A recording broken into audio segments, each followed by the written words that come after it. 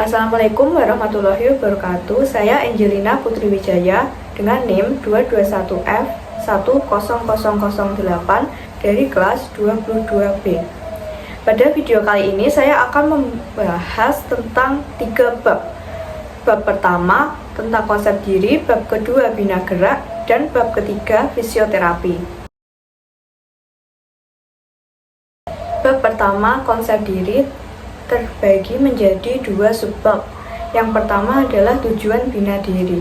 Tujuan bina diri yang dilaksanakan adalah untuk melatih, mengembangkan kemampuan anak berkebutuhan khusus dalam kemandirian untuk memenuhi kebutuhan sehari-hari, sehingga anak berkebutuhan khusus tidak tergantung pada orang lain. Selanjutnya, program bina diri. Program bina diri anak berkebutuhan khusus merupakan serangkaian kegiatan meliputi kegiatan pembinaan, latihan, dan dilaksanakan oleh guru profesional yang dilakukan secara terencana, terprogram terhadap individu anak berkebutuhan khusus, terutama pada anak tunagrahita.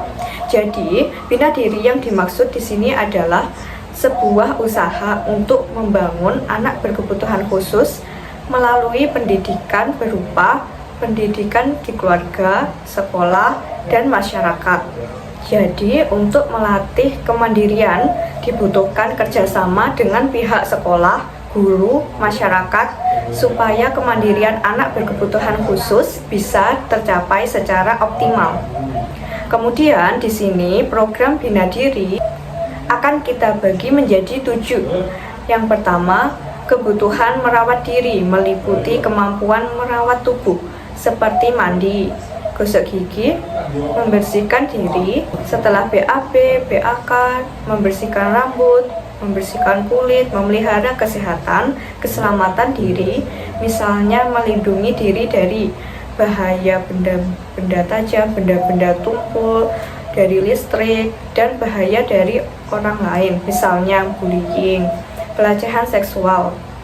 Perlu kita pahamkan pada anak berkebutuhan khusus tentang anatomi tubuh, bagian-bagian sensitif yang tidak boleh sembarangan dipegang oleh orang lain. Selain itu, anak berkebutuhan khusus juga harus dibekali cara menolak atau cara menghindari orang-orang jahat dan tidak bertanggung jawab. Misalnya, ada orang yang tiba-tiba mendatangi dan ingin mengajak anak dengan iming-iming dikasih hadiah seperti permen maupun uang. Itu jangan mau atau ditolak untuk melindungi keselamatan diri. Yang kedua, kebutuhan menolong diri seperti membersihkan tempat tidur, memasak, cuci pakaian dalam. Kemandirian harus dilatih sejak dini pada anak berkebutuhan khusus, karena tidak selamanya orang tua membersamai anak. Kemudian yang ketiga yaitu kebutuhan komunikasi. Terbagi menjadi komunikasi ekspresif seperti menjawab nama, identitas keluarga, dan komunikasi reseptif seperti memahami apa yang disampaikan orang lain. Selanjutnya yang keempat adalah kebutuhan sosialisasi, meliputi keterampilan bermain, berinteraksi, berpartisipasi pada kelompok, ramah dalam bergaul, menghargai orang lain, bertanggung jawab pada diri sendiri, mengendalikan emosi, dan juga selalu menanamkan perasaan rendah hati agar anak berkebutuhan khusus seperti anak cerdas istimewa tidak memiliki pribadi yang sombong. Untuk anak berkebutuhan khusus lainnya dibekali rasa kepercayaan diri, keberanian untuk menolak bullying. Selanjutnya yang kelima adalah keterampilan hidup, misalnya keterampilan dalam menggunakan uang, dalam berbelanja, dan bekerja. Yang keenam, kebutuhan mengisi waktu luang atau me time. Ini bisa berupa kegiatan olahraga, seni, keterampilan sederhana, memelihara hewan ataupun memelihara tumbuhan. Yang terakhir adalah kebutuhan mengurus diri, misalnya makan, minum, dan cara berpakaian maupun berdandan. Kita beralih ke bab 2, yaitu bina gerak. Bina gerak adalah proses perpindahan dari satu tempat ke tempat lain untuk mencapai satu tujuan. Jadi gerakan ini memerlukan waktu yang dinamis. Untuk menghasilkan gerak, otot bergerak secara berpasangan. Pasangan otot terdiri dari dua jenis, yaitu antagonis dan sinergis.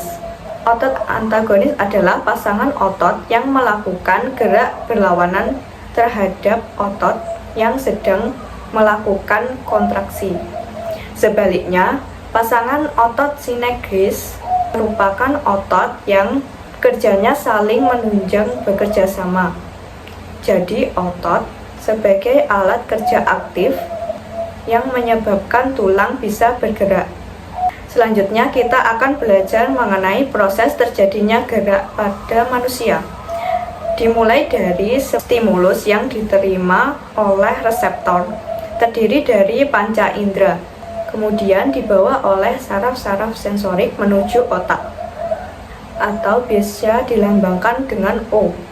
Kemudian stimulus tersebut diolah di otak, lalu memberikan balikan melalui saraf motorik ke alat-alat gerak atau efektor seperti tulang, otot, dan sendi, sehingga manusia bisa bergerak. Berikut gambaran dari proses terjadinya gerak.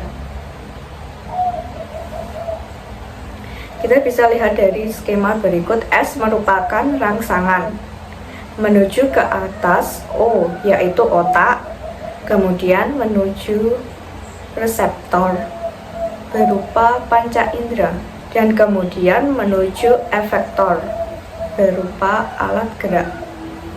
Selanjutnya kita akan membahas mengenai macam gerak yang terbagi menjadi dua macam, yaitu yang pertama gerak yang tidak disadari atau dinamakan refleks.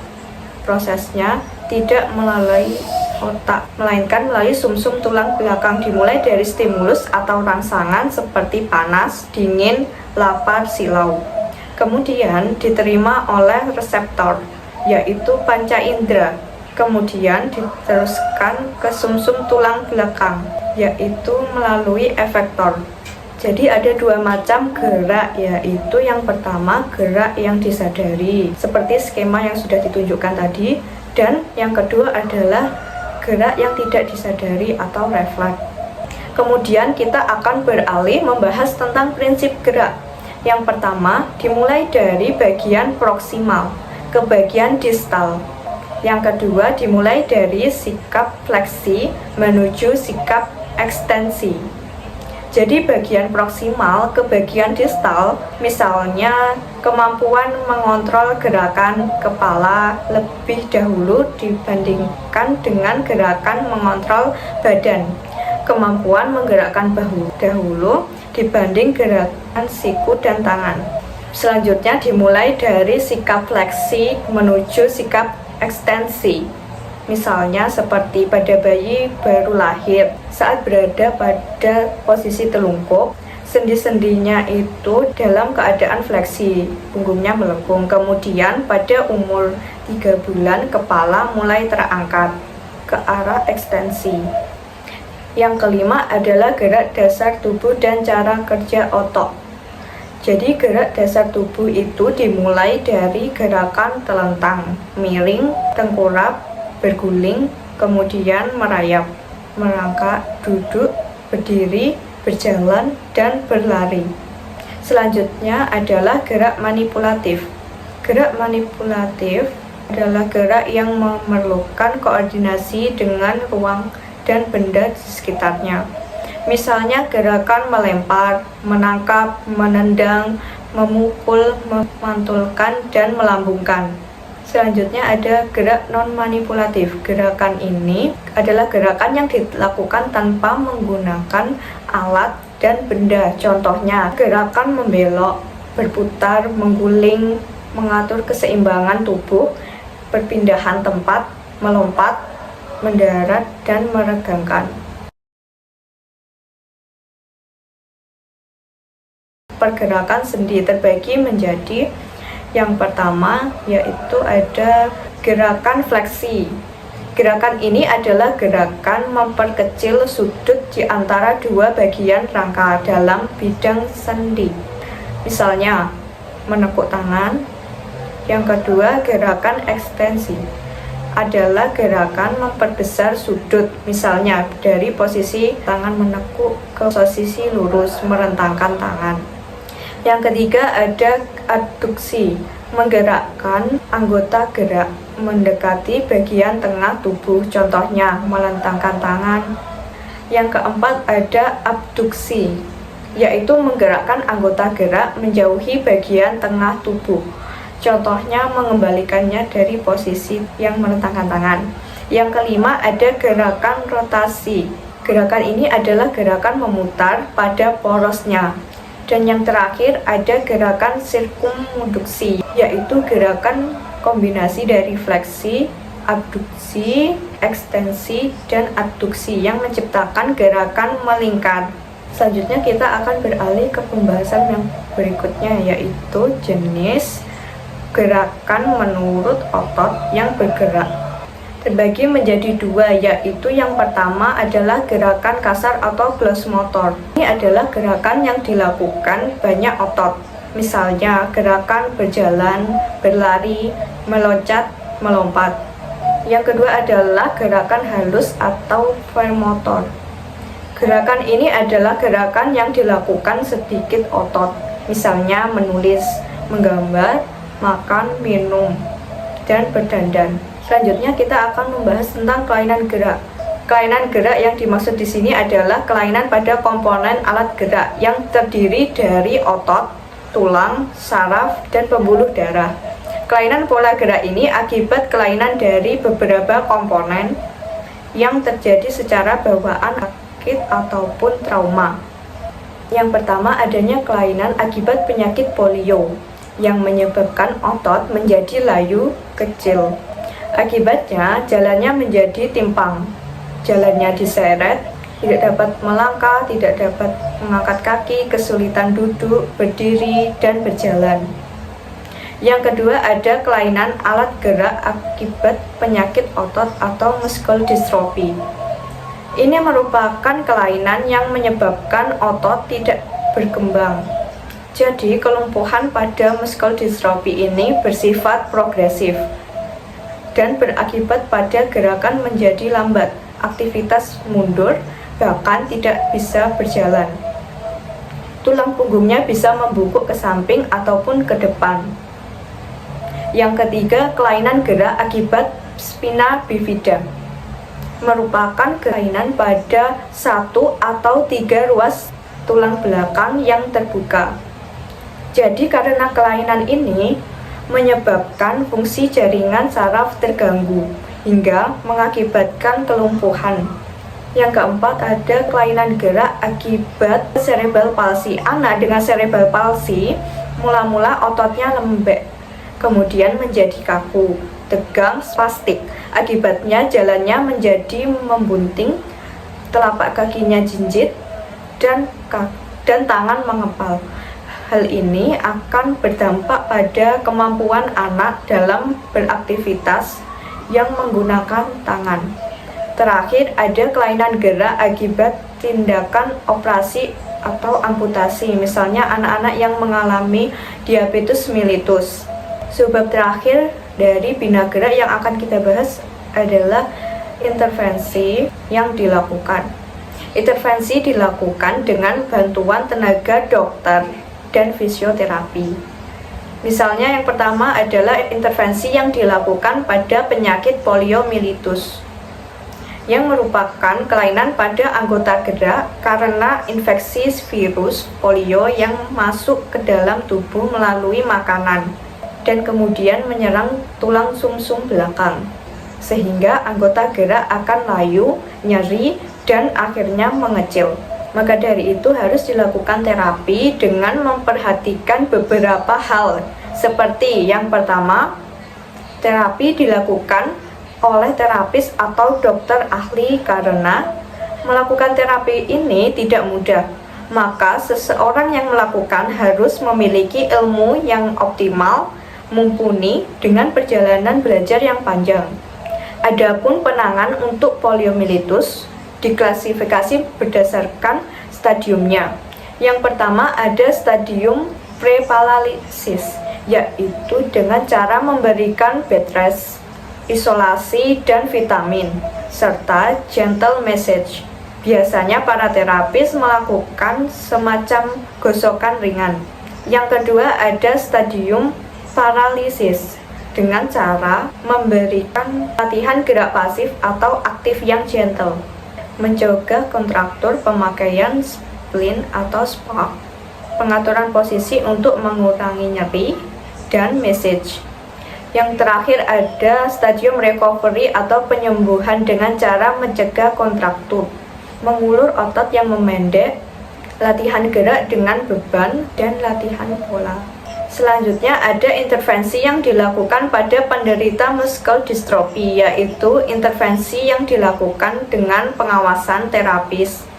Muscle dystrophy ditandai oleh pengecilan otot yang progresif. Penanganan yang dilakukan yaitu dengan memberikan latihan gerak pasif, misalnya mengulur otot yang memendek, stretching. Kontraindikasinya adalah latihan penguatan otot dengan beban. Ini dikarenakan tidak akan meningkatkan kemampuan otot degeneratif. Selanjutnya ada intervensi pada anak cerebral palsy.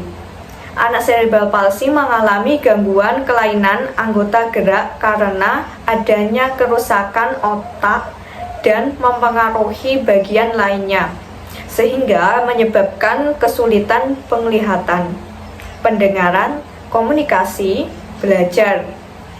Penanganannya yaitu dengan cara mengendurkan otot-otot yang kaku, melatih keseimbangan, dan mengontrol gerakan.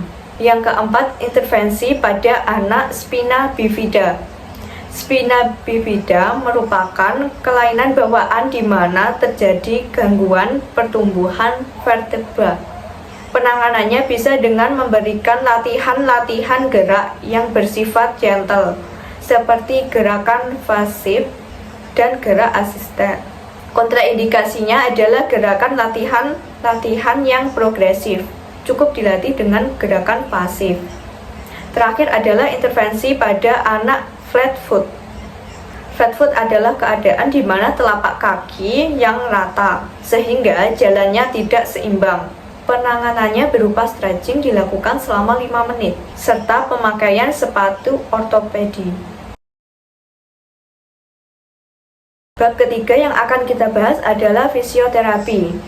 Fisioterapi merupakan pelayanan yang ditunjukkan pada anak berkebutuhan khusus, bertujuan untuk mengembangkan, untuk memelihara, dan untuk memulihkan gerak serta fungsi sepanjang kehidupan anak berkebutuhan khusus tersebut. Menggunakan penanganan secara manual dengan peningkatan gerak, menggunakan peralatan fisik, elektroterapis, dan mekanis, serta pelatihan fungsi komunikasi. Gangguan pada anak berkebutuhan khusus bervariasi, salah satunya kategori cerebral palsy, di mana dalam memenuhi kebutuhan hidup masih ketergantungan dengan orang lain di sekitarnya. Karena fungsional, anak berkebutuhan khusus belum berfungsi secara optimal. Maka dari itu, fungsional tubuh harus diperbaiki dengan cara dilatih secara terus-menerus, konsisten, dan berkesinambungan, agar anak berkebutuhan khusus bisa mandiri ke depannya. Anak cerebral palsy merupakan suatu keadaan di mana terjadi kerusakan atau gangguan pada susunan saraf pusat pada saat pertumbuhan anak. Akhirnya gangguan tersebut mempengaruhi sistem pada tubuh anak. Anak tidak memiliki keseimbangan yang optimal. Pola gerakannya abnormal secara medis. Dan gangguan yang timbul secara medis ini dapat diatasi dengan rehabilitasi. Adapun perlakuan yang dilakukan oleh fisioterapi adalah lebih condong dalam memulihkan, memaksimalkan, atau memfasilitasi fungsi gerak tubuh yang belum bisa dilakukan secara mandiri. Perlu diingat, seiring bertambahnya usia dan emosi anak, jika anak berkebutuhan khusus tidak dilatih, maka akan berakibat pada fungsional tubuh yang memburuk, sehingga akan sulit diperbaiki, seperti motorik, anak, dan ototnya. Jadi fisioterapi semakin cepat dilaksanakan semakin baik, kemajuan, kemandirian, dan pemulihan anak semakin baik dan berkembang secara optimal. Dengan bimbingan yang dilakukan oleh guru, orang tua, masyarakat, dan tenaga medis. Sekian video dari saya, kurang lebihnya mohon maaf. Wassalamualaikum warahmatullahi wabarakatuh.